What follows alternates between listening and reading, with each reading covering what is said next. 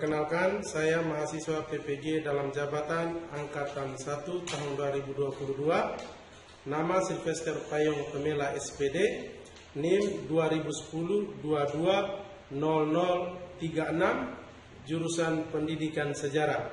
Hari ini tanggal 5 Oktober tahun 2022 mengikuti ujian kinerja di Universitas Negeri Jakarta. Selamat siang anak-anak. Oke, baiklah, kita mengawali kegiatan kita hari ini dengan doa. Safira bisa pimpin kita dalam doa. Marilah kita siapkan hati dan batin kita untuk berdoa. Izinkanlah saya berdoa menurut agama dan keyakinan saya, agama Islam. Bismillahirrahmanirrahim. Terima kasih Safira ya untuk doanya. Safira doa bagus sekali. Semua sehat hari ini? Sehat. Yang benar. Putra sehat hari ini? Sehat, Pak. Riki sehat? Sehat, Pak. Puji Tuhan ya. Kehadiran kamu di sini semuanya dalam keadaan baik-baik saja ya. Sebelumnya Bapak mengecek kehadiran dulu ya. Hari ini ada yang tidak masuk kan? Semua hadir. Anak-anak saya di kelas 11 MIA 1 ini semuanya pada rajin-rajin ya.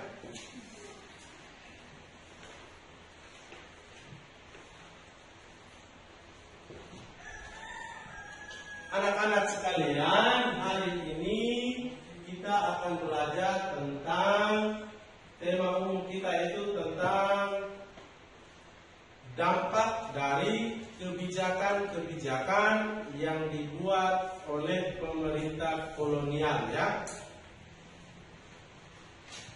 Tujuan pembelajaran kita, adik-adik sekalian, kita belajar tentang dampak-dampak dari kebijakan-kebijakan yang dibuat itu. Maka tujuan pembelajaran kita hari ini adalah agar kita mampu menganalisis dampak-dampak dari kebijakan-kebijakan yang dilakukan oleh bangsa Eropa. Kita menggunakan metode diskusi dan make to match untuk menganalisis dampak-dampak ini, sehingga dampak-dampak ini kita analisis dengan lebih tepat dan lebih jelas ya. Minggu lalu itu kita sudah belajar tentang kebijakan-kebijakan yang dilakukan oleh bangsa Eropa ya. Kebijakan itu ada kebijakan politik, ada kebijakan dalam bidang pendidikan, ada kebijakan dalam bidang ekonomi. Kebijakan-kebijakan itu tentunya punya dampak terhadap kehidupan kita di Indonesia. Oleh karena itu anak-anak sekalian, setelah mengetahui kebijakan-kebijakan yang dilakukan oleh orang-orang Eropa itu, kita mulai menganalisis dampak dari kebijakan-kebijakan itu ya. Mari arahkan perhatian ke PowerPoint yang Bapak tampilkan di depan ini. Saya harap anak-anak sekalian bisa lihat gambar yang di depan ya. Sudah lihat gambarnya anak-anak? Sudah. Putra sudah lihat paling belakang? Bisa lihat jelas gambarnya Putra? Bisa, Pak. Bisa, terima kasih Putra. Ritan, apa yang kamu lihat di gambar itu? Kebun. Ada yang lain? Ya, Sari. Sari, perkebunan tebu. Ada lagi? Ya, silakan. Kebun jagung, Pak. Kebun jagung, ya. Hampir sama ya antara kebun jagung dengan kebun tebu. Adik-adik sekalian, itu gambar kebun tebu ya. Nah, Sari tadi sudah jawab tepat, kebun tebu. Nah, Putra jawab kebun jagung. Hampir sama ya. Lalu anak-anak sekalian, mari lihat gambar yang kedua. Gambar yang kedua ini gambar apa ini? ada bulatan, ada huruf V, ada huruf O, ada dua ini, ada gambar manusia. Ini kira-kira apa ini? Ya silakan. Uang logam. Uang logam. Masih ada yang lain? Mata uang yang dibuat dari kecil. Adik-adik sekalian, kita lihat gambar ketiga. Nah, ini gambar ketiga, ini apa? Ini ada, lihat apa saja ini? Gambar apa ini? Ada apa saja? Ayo. Ada kuda. Ada apa lagi? Nah, Putra? Ada banyak orang. Ada banyak orang, betul, banyak orang. Mereka buat apa ini? Oh, ini menunggang kuda. Ada yang lain lagi? Elsa, ini gambar apa? Ada semacam, ini apa ini yang di atas? Yang kamu pakai pada saat hujan? Payung. Dia yang duduk ini dipikul ya. Nah, dia dipikul, itu gambar anak-anakku, itu gambar manusia yang sedang dipikul ya, menunjukkan bahwa dia yang dipikul ini orang besar. Setelah melihat gambar-gambar itu, apa yang kamu pikir? Ayo. Ya silakan. Terjadinya perbudakan. Terjadinya perbudakan. Benar sekali. Ada yang lain lagi? Perbedaan status sosial. Perbedaan status sosial. Apa lagi? Apa? Perkebunan tebu. Nah, berarti tebu itu buat apa anak-anak sekalian? Gula. Ya, bahan dasar dari gula ya. Nah. Tadi ada gambar. Ini gambar apa tadi? Uang. Apa yang kamu pikir tentang uang? Membuat membeli sesuatu. Sampai sekarang digunakan atau tidak? Masih digunakan. Oke anak-anak sekalian, kamu sudah tahu gambar-gambar di depan itu. Oleh karena itu, dari gambar-gambar itu tadi Bapak sudah menjelaskan materi sebelumnya, itu sebagai jembatan penghubung untuk Anda bisa menganalisis dampak dari kebijakan-kebijakan itu ya. Baiklah adik-adik sekalian, pada kesempatan ini kita akan berdiskusi tentang gambar-gambar yang ada Bapak tampilkan pada media PowerPoint itu. Sebentar juga nanti anak-anakku nanti boleh lihat pada LKPD yang nanti Bapak bagikan. Bapak membagikan LKPD, anak-anakku sekalian kita bagi kelompok dulu ya. Ya, Pak. Setuju tidak? Setuju, Pak. Kelompok kamu yang memilih atau Bapak yang bagikan saja? Bapak yang bagikan saja ya. Oke, kalau begitu supaya lebih cepat Bapak yang bagikan ya. Nanti Sari bersama teman-temannya ini kita sebut dengan kelompok politik. Ya. Nanti Safira dengan Hoji bersama temannya, bersama Nando, itu mereka kelompok namanya kelompok pendidikan. Lalu Lakonawa bersama Riki, bersama Wai Tenepa itu Bapak berikan kelompok ekonomi. Nanti Putra bersama teman-temannya itu kelompok sosial. Jadi sudah jelas ya. Sekarang boleh masuk ke dalam kelompok masing-masing untuk mendiskusikan gambar yang ada Bapak paparkan pada media PowerPoint itu. Tetapi sebelum itu saya minta masing-masing kelompok untuk mengutus satu orang mengambil LKPD yang Bapak sudah siapkan. Sari bisa ambil. Nanti di depan ini nanti tulis nama kelompoknya tadi Sari ya, kelompok politik bersama nama teman-teman. Oke, Safira bisa maju. Nanti tolong tulis kelompok pendidikan baru bersama dengan teman. teman-temannya ya. Lalu berikut laporan awal. Nah, kamu kelompok ekonomi jangan lupa nama teman-temannya ya. Silakan kelompok sosial yang terakhir. Oke. Sekarang kita mulai berdiskusi. Setelah berdiskusi anak-anakku, kita presentasi. Nanti utus satu anggota kelompokmu untuk presentasi, satu jadi moderator ya. Satu jadi moderator. Nanti presentasinya di depan sebentar. Nanti Bapak akan letak gambar-gambar di depan. Seperti yang Bapak sampaikan tadi anak-anakku, tinggal Anda menggali saja mana yang berhubungan dengan dampak ekonomi, dampak politik, sosial, dan pendidikan ya. Jelas ya? Oke. Kita punya waktu 30 menit untuk berdiskusi. Oleh karena itu anak-anakku, sekarang Anda boleh masuk ke dalam kelompok masing-masing.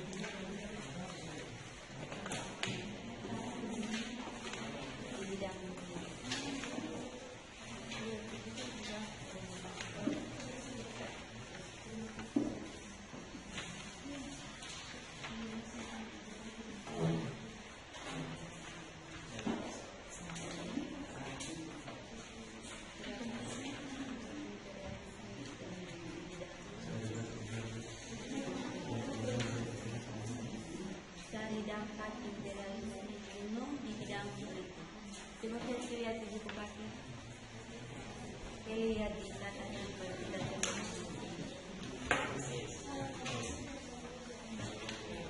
Sudah dapat.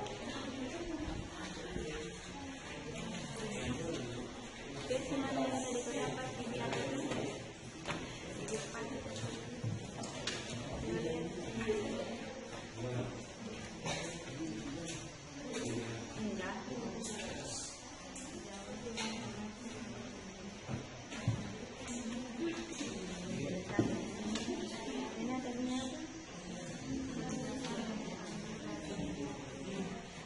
Kebijakan yang diambil raja di zaman itu.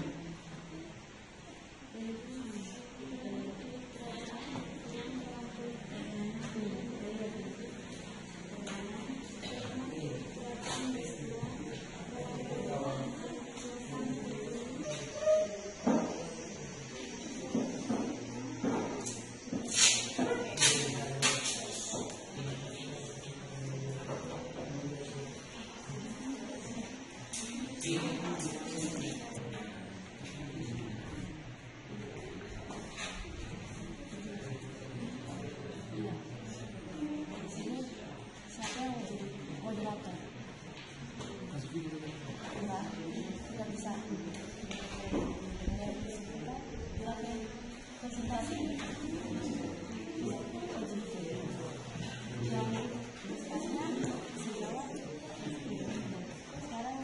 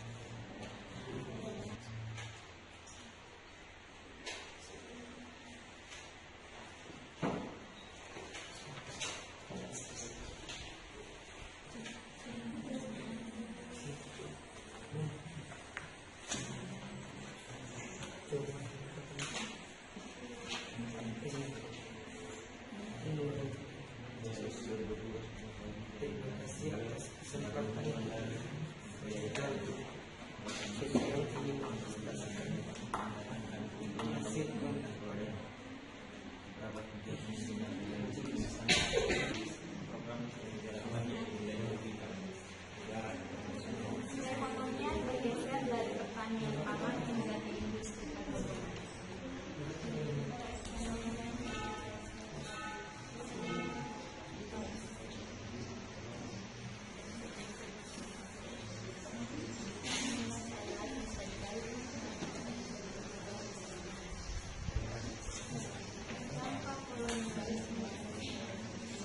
Penyebarannya menjadi wilayah masyarakat. Yang kedua, polarisasi sosial politik.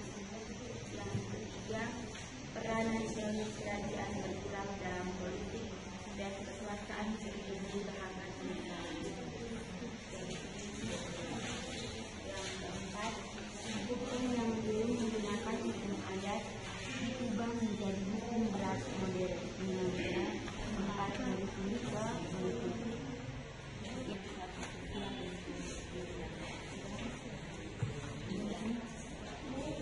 Dan sering bisa membaca dan menulis hingga dapat menjadi tenaga kerja di pendidikan. Bisa menjadi pelatihan sebagai lembaga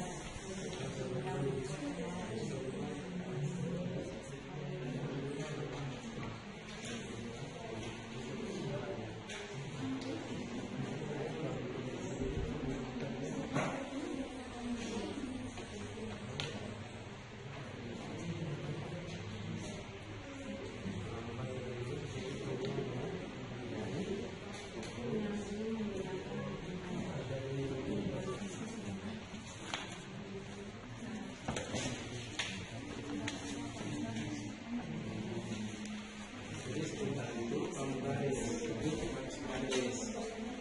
harus baca. Terus ini masuk dalam dapat sosial misalnya. Tetapi kamu dapat dari dalam buku itu ya di internet. dan penguasaan suatu daerah atau kawasan oleh penjajah menyebabkan terjadinya situasi yang tidak sehat dalam negara. Ketiga, dalam mengeksploitasi tanah dan lahan, POC memanfaatkan para penguasa tradisional dalam menyerang itu. Sebenarnya wajib hasil bumi dan pemungkutan atau pajak hasil bumi.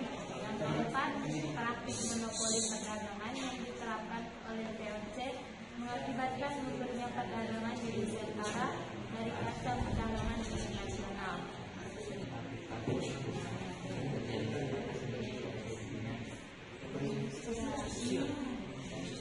Kebijakan yang diambil justru golongan buruh dan golongan masyarakat yang muncul karena berdirinya pabrik-pabrik dan perusahaan sehingga pekerjaan masyarakat Indonesia menjadi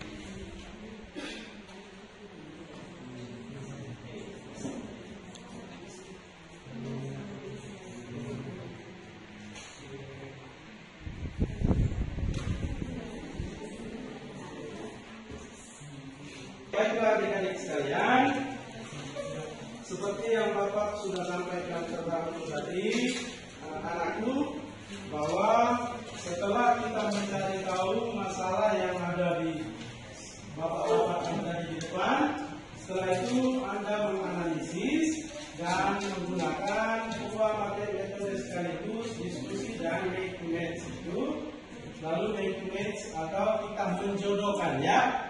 Sekarang kita mulai dari kelompok politik ya. Kelompok politik siapa yang jadi moderatornya? Saya Pak. Iya, Mas Sang, silakan. Yang presentasi siapa? Saya Pak. Oke, silakan. Sekarang saya berikan waktunya kepada moderator kelompok politik. Selamat siang Pak, selamat siang teman-teman. Selamat siang. Kami dari kelompok politik akan menyampaikan hasil diskusi kami kepada teman yang membawakan diskusinya. Terima kasih atas kesempatannya. saya mewakili kelompok politik akan mencocokkan hasil dampak dari kebijakan koloni di bidang politik.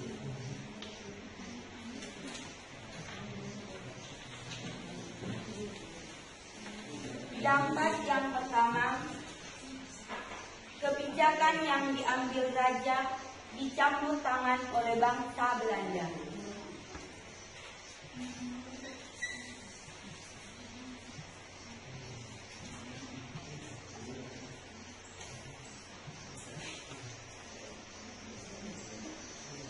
Dampak yang kedua, Jawa menjadi pusat pemerintahan dan membaginya menjadi wilayah prefektur.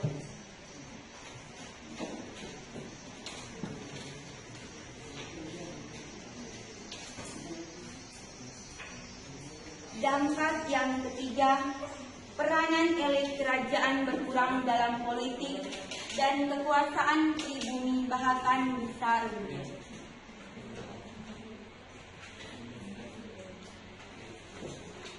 Dampak yang keempat, hukum yang dulu menggunakan hukum adat diubah menggunakan sistem hukum berat modern.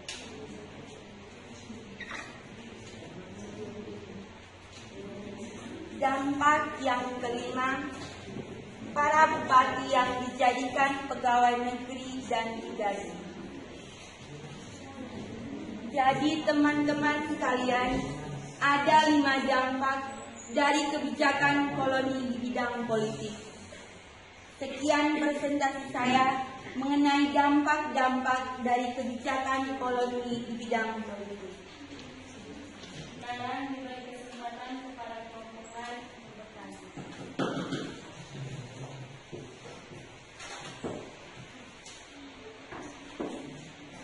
Baik, terima kasih atas waktu dan kesempatan yang diberikan kepada kelompok kami. Saya mewakili teman-teman kelompok pendidikan akan bertanya kepada kelompok politik. Salah satu dampak imperialisme di bidang politik adalah Jawa menjadi pusat pemerintahan dan membaginya menjadi wilayah prefektur. Pertanyaannya adalah, apa yang dimaksud wilayah prefektur? Sekian dan terima kasih. Kami akan menjawab pertanyaan yang diberikan oleh teman. Arti dari wilayah prefektur adalah wilayah yang memiliki kekuasaan yang mandiri. Sekian jawaban kami mengenai pertanyaan Anda. Apakah Pas. Terima kasih.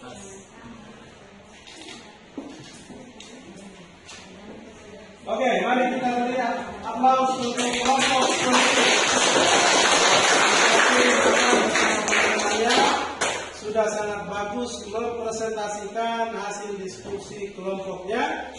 Kelompok 2 tadi bertugas menganalisis dampak kolonialisme pada bidang pendidikan ya. Kepada Safira, Nando bersama teman-temannya, Bapak persilakan. Terima kasih atas kesempatan yang diberikan.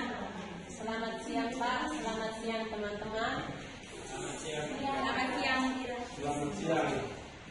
Kami dari kelompok pendidikan akan mempresentasikan hasil diskusi kami tentang dampak penjajahan bangsa Eropa dalam bidang pendidikan yang akan dijelaskan oleh teman kami, Saputra Roziki Nuran. Kepada Saputra, waktu dan kesempatan saya berikan. Terima kasih atas kesempatan yang diberikan. Saya di sini mau menyampaikan hasil presentasi kami mengenai dampak penjelajahan bangsa Eropa di bidang pendidikan. Yang pertama yaitu bangsa Indonesia menjadi tahu perkembangan yang terjadi di dunia luar.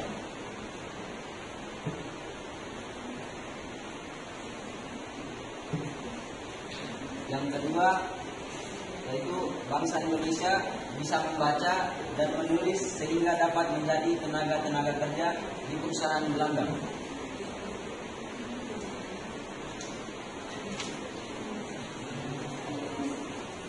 Yang keempat,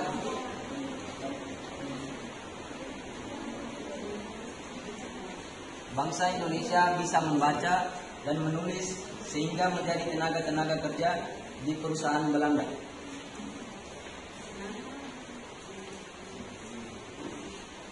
Dan yang terakhir, munculnya golongan-golongan terpelajar di Indonesia.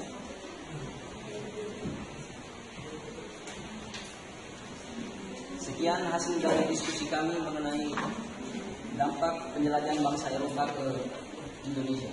Sekarang diberikan kepada kelompok lain yang ingin bertanya, silakan. Terima kasih atas kesempatan yang diberikan. Saya mewakili kelompok ekonomi ingin bertanya. Kenapa kaum Eropa atau bangsa penjajah memberikan fasilitas dan pendidikan kepada kaum pribumi? Sekian dan terima kasih. Baik teman-teman, saya akan menjawab pertanyaan dari kelompok ekonomi. Agar kaum Eropa atau bangsa penjajah dapat menggunakan kaum pribumi yang telah melakukan pendidikan untuk dijadikan pegawai-pegawai yang bekerja untuk kaum penjajah. Bagaimana teman-teman? Jawaban dari kelompok kami.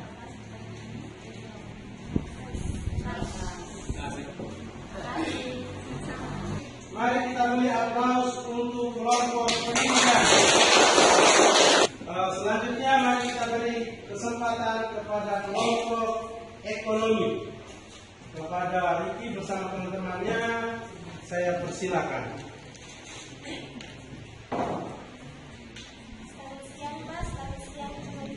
Selamat siang.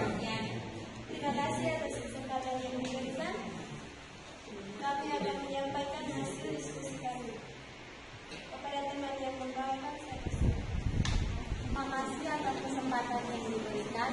Saya akan menjelaskan tentang beberapa kejadian dengan dampak kolonialisme di bidang ekonomi. Yang pertama, ada penerapan sistem tanam paksa menyebabkan rakyat Indonesia mengenal jenis tanaman baru.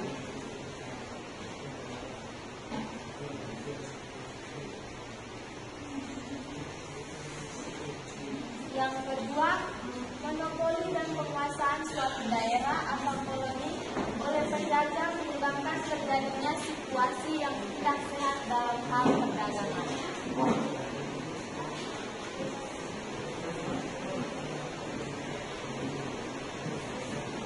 Dan yang ketiga, dalam mengeksploitasi tanah jajan, VOC memanfaatkan para penguasa tradisional atau menerapkan sistem dalam penerapan wajib hasil bumi dan pemungutan atau pajak hasil bumi.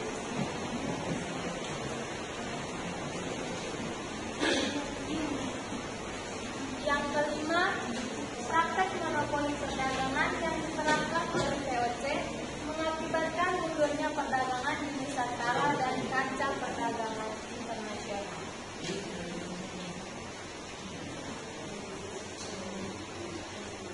Yang kelima, perekonomian bergeser dari pertanian pangan menjadi industri perkebunan.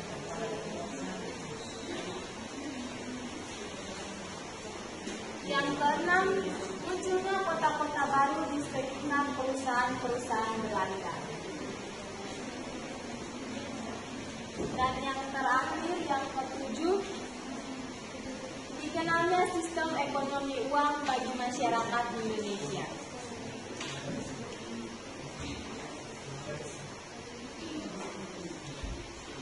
Sekian presentasi dari kelompok kami. Dan diberi kesempatan untuk teman-teman bisa bertanya.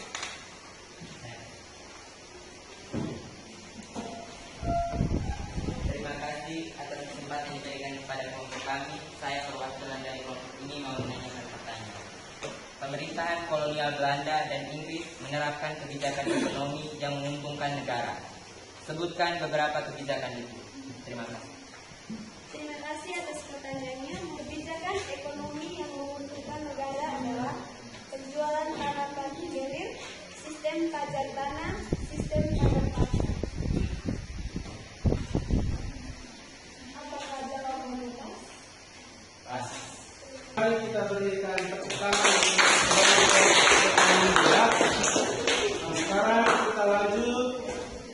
kasih pada kelompok terakhir ya. Kepada Putra dan teman-temannya Bapak berikan waktunya. Kesempatan yang diberikan, kami dari kelompok sosial ingin mempresentasikan hasil diskusi kami kepada materi waktu dan kesempatan pemberian. Saya akan mempresentasikan hasil diskusi kelompok kami mengenai dampak imperialisme di bidang sosial. Dampak imperialisme di bidang sosial yang pertama adalah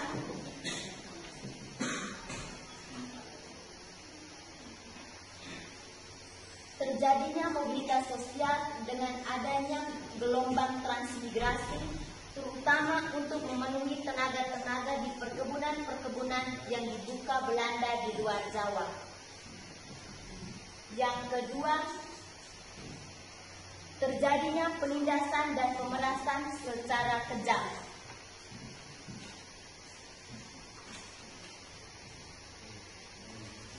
Dampak yang ketiga, muncul golongan buruh dan golongan majikan yang muncul karena berdirinya pabrik-pabrik dan perusahaan sehingga pekerjaan masyarakat Indonesia menjadi dinamis.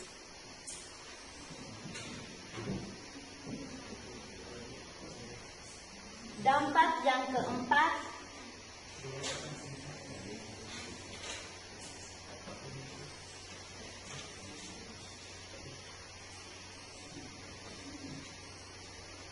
terjadinya perubahan lapisan sosial dalam masyarakat pada masa kolonial. Yang kelima, pembentukan status sosial. Dampak yang terakhir, daerah Indonesia terisolasi di laut sehingga kehidupan berkembang ke pedalaman.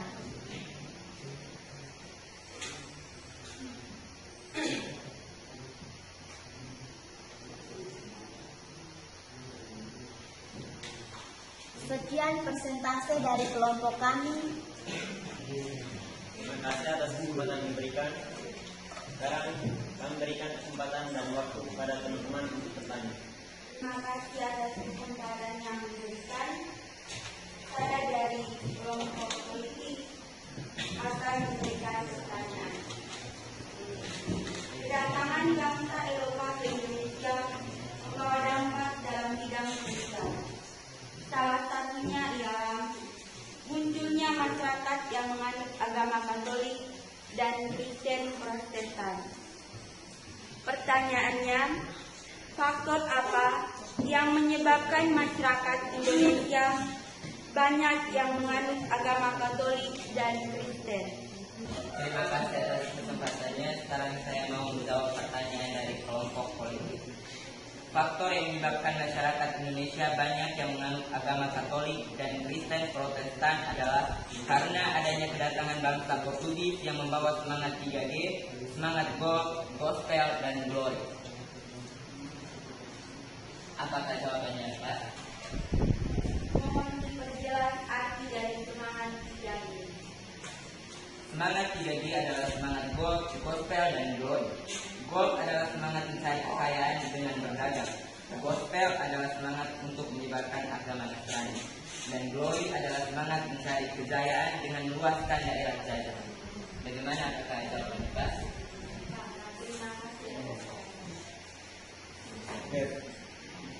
Terima kasih Putra bersama teman-temannya yang sudah mengakhiri presentasi. Ya, mari kita beri aplaus sekali lagi.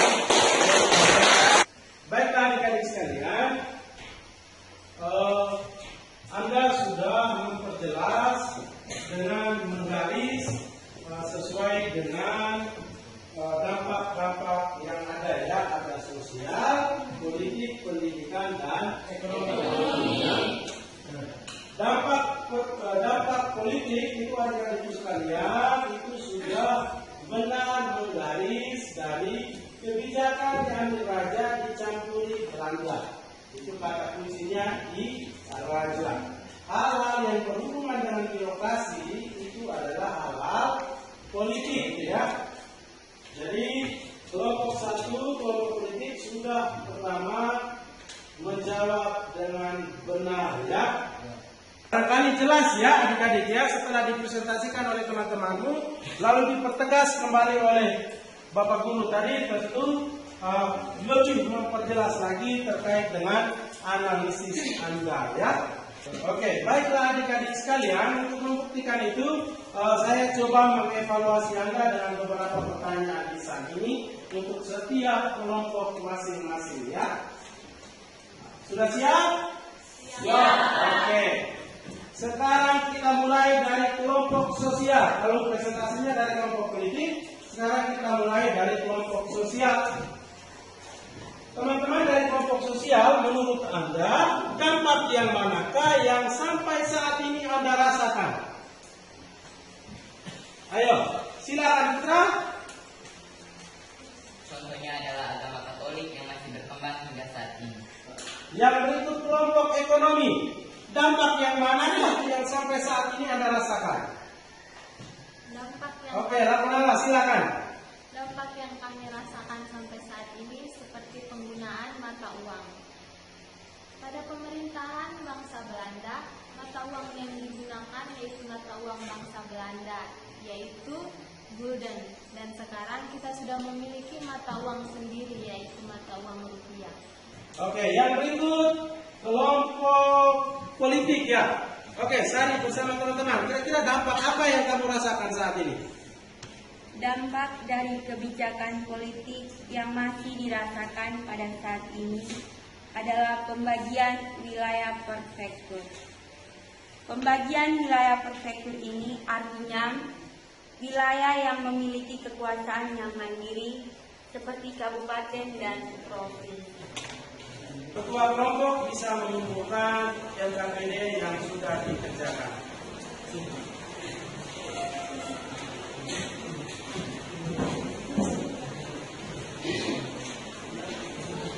Baiklah anak-anak sekalian, kita sudah sampai pada penghujung pembelajaran kita hari ini ya. Oleh karena itu saya minta satu orang bisa pimpin kita dalam doa penutup untuk menutup pembelajaran kita hari ini. Lakunala, silakan.